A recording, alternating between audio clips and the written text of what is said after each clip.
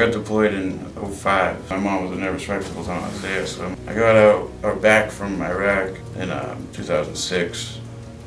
My mother actually passed away that same year, 3 months after I got back.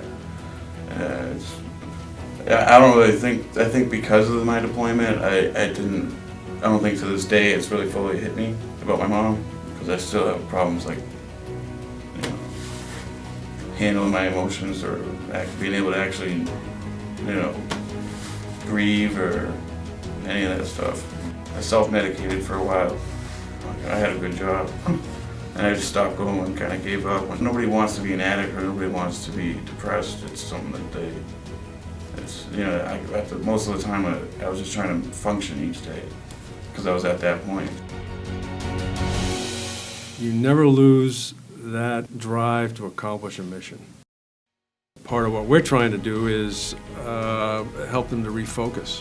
When veterans come home, the transition from serving to the civilian community is so dramatically different. You're going at, 60 to 100 miles an hour all the time. And to come home and not have that challenge and that pressure can leave folks wanting more, or can leave folks confused and not confident in what they're going to be able to do in the civilian world. In these veterans, especially after what the military has taught them and with their own gifts, they have huge potential. And if they're not helped through whatever they're going through, that potential will be wasted. And what this organization does is it's one of the only ones that where it's open every day of the week that a veteran can come into and get services. Services that even our office doesn't provide when it comes to housing and food pantry and all of those things. And the fact that this place has been here for over 30 years, it's unique on the Cape and the only outreach center on the whole Cape. And again, whether or not their challenge is connected to their military experience or it's some other life challenge, if they need help, they have at one time served their country, and we believe we need to be here to serve them. My job is, as someone who kind of believes in the cognitive behavioral style of counseling, I kind of listen, and part of my job is to separate what is real and what is imagined and what is feared. And most of the guys that I see have PTSD, combat PTSD. The depression and anxiety that goes with PTSD is not going to go away.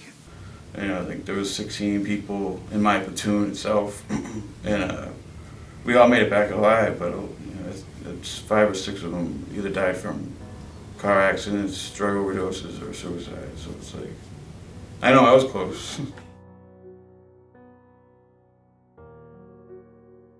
I run the Supportive Services for Veteran Family Program, which provides first month in security deposit to homeless veterans trying to get into a new apartment, or we can do rental arrears to help keep a veteran that's behind on his rent stay in his current rental.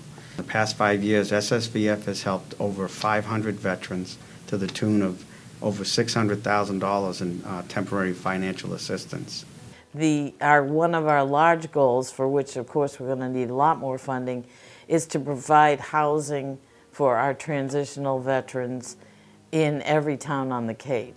And our whole goal is to provide dignified, clean, respectful housing and to maintain the privacy wherever those houses may be. Keep your right knee bent right over your front ankle, and you're going to come up into Warrior Two. So I'm the assistant program director currently, and my main priority is sustaining and expanding our holistic program. I'm a veteran myself, so I was in the Coast Guard for 7 years, and I wanted to work with veterans. The goal of the program is to reduce service-related trauma and anxieties, and we address residual post-traumatic stress by offering that to the family members residing with them. That's one of the key things about this organization. We stick with it. We have our doors and arms open to veterans. For every failure, we have 10 success stories. It doesn't matter what they have done or where they've headed in the past. We try and get them back on track into a productive and hopefully happy future. We have countless examples of veterans who have come back, integrated successfully, contributed to the community. That's part of this outreach. We are learning and meeting so many veterans on the Cape who are successful business owners and want to help and never really thought about it or never really looked for the opportunity to do it, but when they hear about us, they want to engage with us. Just to keep it simple mathematically, the state provides 37% of our operating budget on an annual basis.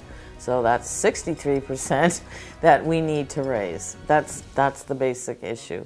The funding, 63% of our operating budget, is what helps us to sustain the programs and improve the programs and expand the programs. CIVOC is, they understand veterans, and veterans have a hard time asking for help. The hardest part is just admitting that you need the help, and then know that's a resource that's helped other veterans like myself. So one, I see it as a mission to help my fellow veterans.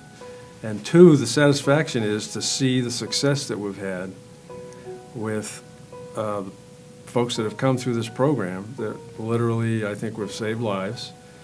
And we have, we've put some guys back into college, and we've put some guys back into becoming productive members of the community.